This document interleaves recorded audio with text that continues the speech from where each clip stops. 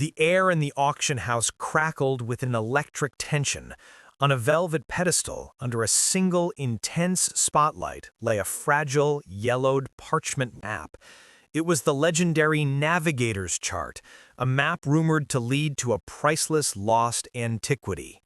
My rival, a ruthless and arrogant antiquities dealer named Marcus Thorne, sat in the front row, his face glowing with smug triumph. He had stolen the map from my late father's collection, leaving a cheap replica in its place, and was now about to sell it for a fortune. He had even sent me an invitation to the auction, a final, cruel twist of the knife.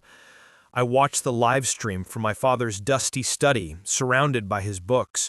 Marcus thought he was selling a map to a treasure. He had no idea he was the star of a meticulously planned public execution. The map was real, but the location it led to was a trap, and I was the one who had baited it. My father was a historian, a collector of stories, not just objects. He had acquired the Navigator's Chart years ago, but he was more fascinated by its history than its supposed treasure. He discovered the truth. The original chart was a decoy, a brilliant fake created by the Navigator himself to mislead his rivals. The real map was hidden, its clues encoded within the fake one. For years, my father and I had worked to solve the puzzle. A week before he passed away, we had finally cracked it. He left me the real location, a set of coordinates, in his private will.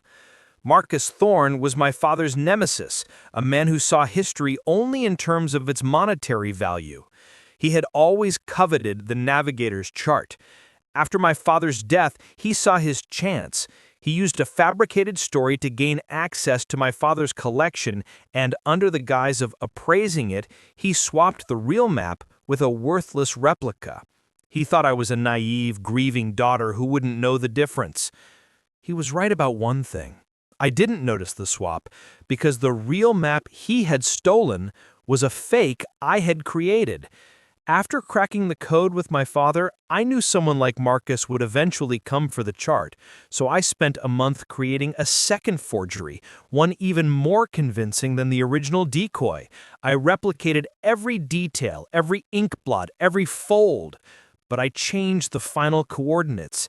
Instead of leading to an empty patch of sea, my map now pointed to a small, isolated cove on an island owned by a very private, very powerful, and very litigious billionaire, a man known for prosecuting trespassers to the fullest extent of the law. I had swapped my fake for my father's fake, and Marcus had stolen my version, none the wiser. The auction was a global event. The bidding was ferocious. The Navigator's Chart sold for a staggering $3 million to a well-known, aggressive treasure-hunting corporation. Marcus was ecstatic. He had turned his theft into a massive payday. The news of the treasure hunters' expedition was everywhere. They sailed with a documentary crew ready to film their historic discovery. They found the cove exactly where my map said it would be. But instead of treasure, they found a team of heavily armed security guards and a lawsuit for trespassing on private property. The billionaire owner, alerted by me through an anonymous tip, was not amused. The fallout was a beautiful, cascading catastrophe. The treasure hunting corporation, humiliated and facing a massive lawsuit, immediately sued Marcus for fraud and selling a counterfeit artifact. The auction house, their reputation in tatters, sued him for damages. The documentary footage that was supposed to show a historic discovery instead showed a group of bewildered men being arrested. Marcus was ruined.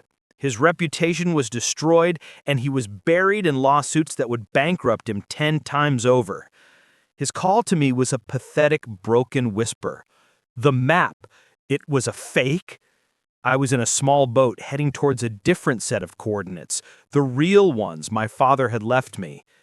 Not exactly, Marcus, I said, the sea spray cool on my face.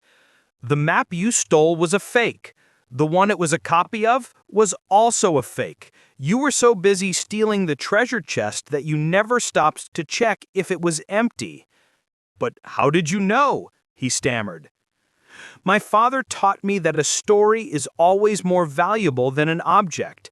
He stole his story, so I decided to write you a new one. I do hope you enjoy the ending." I hung up. That day, I didn't find a chest of gold. I found what my father truly had been looking for: the navigator's lost astrolabe, a priceless historical artifact that belonged in a museum. Marcus chased a fantasy of wealth. I had protected a legacy of knowledge. He had stolen a map, but I was the only one who had ever known the way.